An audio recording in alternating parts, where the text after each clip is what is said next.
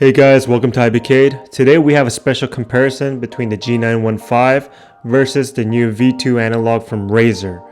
And this is a little bit special just because the G915 is a low profile keyboard compared to the Razer V2, as you can see right here.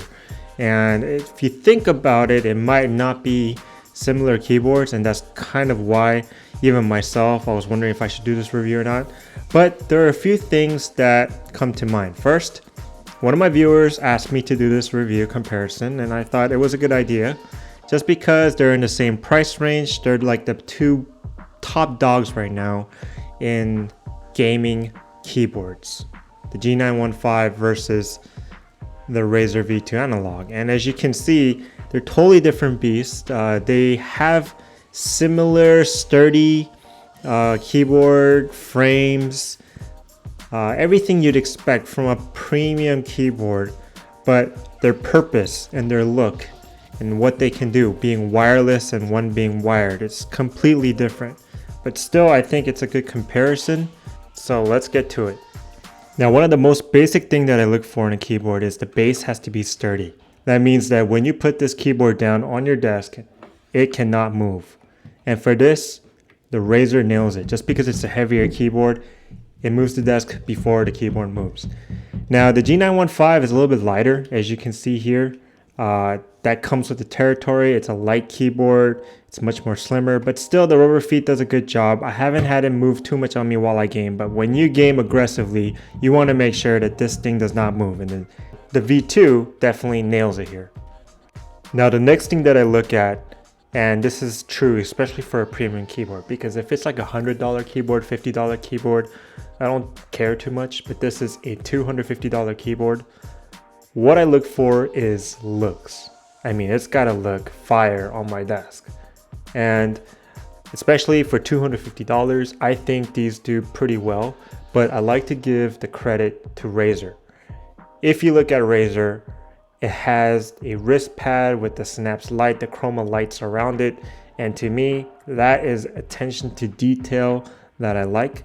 If you look at the G915, of course, you don't get a wrist pad. You don't need it just because it's slim.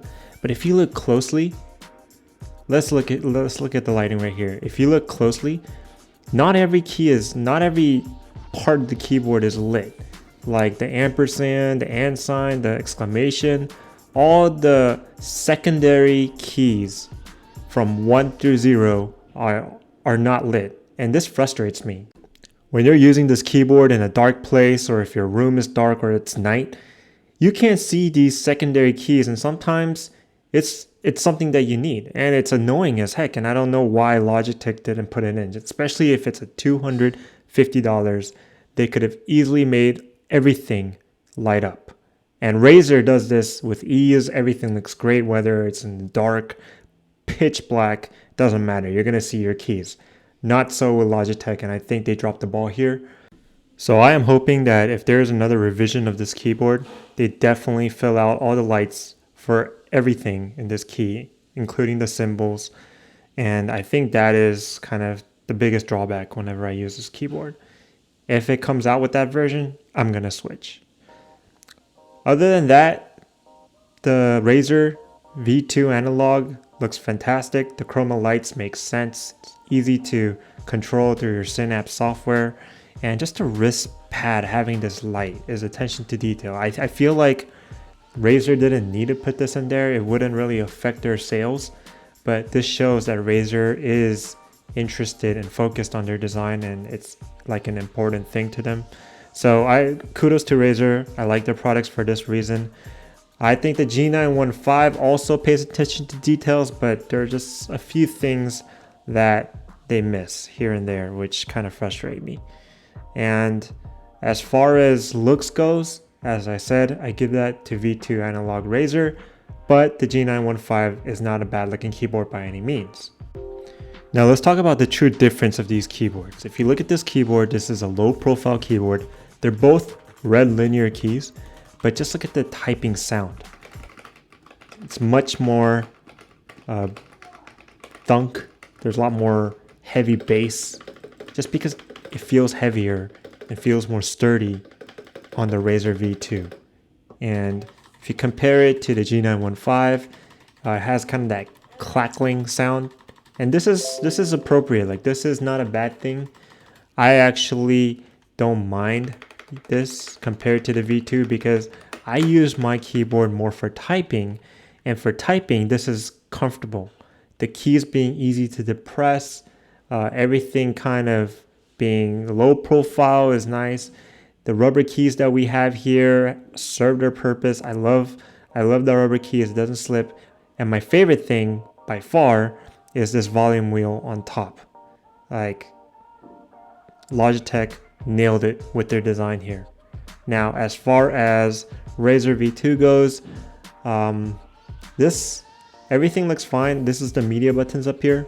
But what's interesting is that the dial that they have is backwards.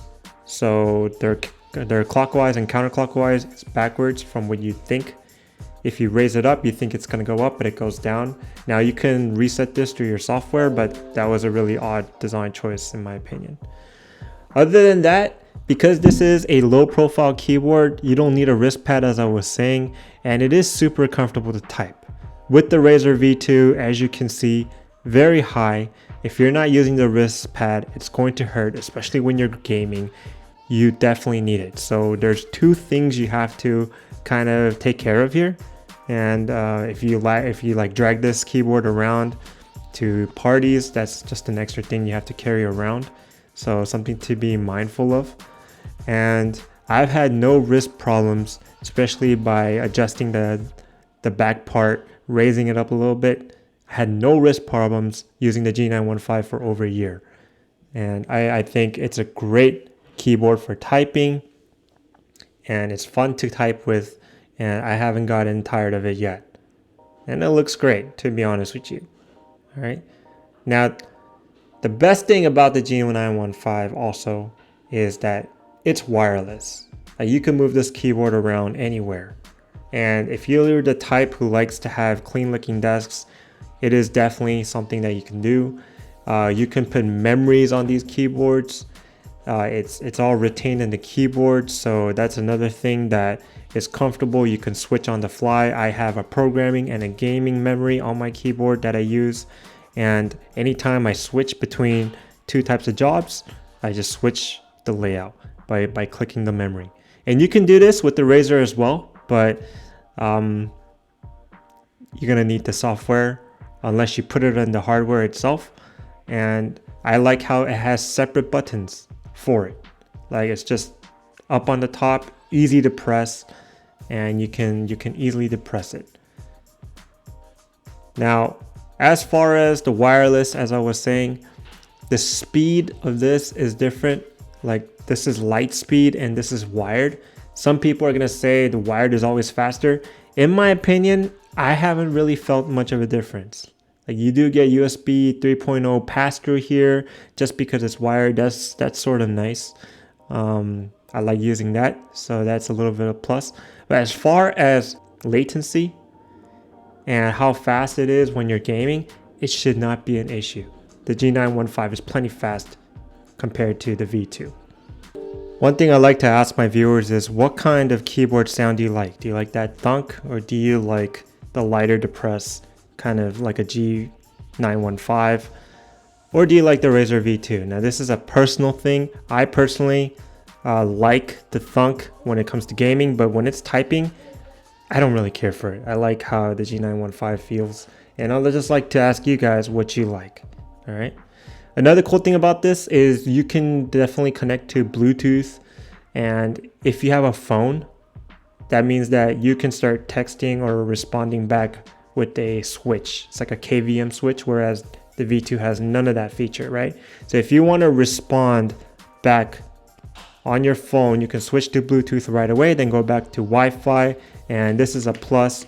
This is why I'm paying $250. I use it often, whereas the V2 is just for gaming.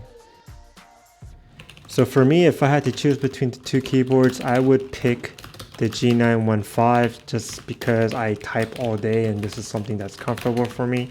I game usually in the evenings and not too often, so this is why I picked the G915, and the G915 is fantastic for all the gaming that I do. Now, when I do hardcore gaming and I need to concentrate, then I'll switch out to the V2. But for balance, definitely the G915 is a winner, and I love the low profile. I just wish the lighting was better. Other than that, this keyboard has been a joy to use, and I recommend this for all users who need to type more than they game. This is the one to get. Now, the V2 Analog as a wrap-up is an amazing keyboard for gaming. And some of you may like this kind of thunk, this kind of boom-bastic sound when you type, and it's very meaty. I understand. Just listen to that. It gives you a feeling of typing, like you're cutting down logs every time you type. It's a satisfying feeling. But what I don't like about this keyboard is it's strictly a gaming keyboard. Like, I don't really see this as a hybrid for a lot of typists. This is just me. Like, you're not gonna put this in the office. It's just way too loud. And this is geared for gaming. Its analog switches are great if you're gonna be doing Fortnite or any other gaming that needs different actuations depending on your depression of the keys. It's perfect for that. So if you're a gamer, go with this. But if you're only using this to type most of the time, you really have to like how it sounds. You have to like this feeling. Other than that, I'd say go for the regular linear red from Razer that are a little bit cheaper. Those are just as fine if you're not going to be using the analog, or go for the G915 if you want the best keyboard out of these two.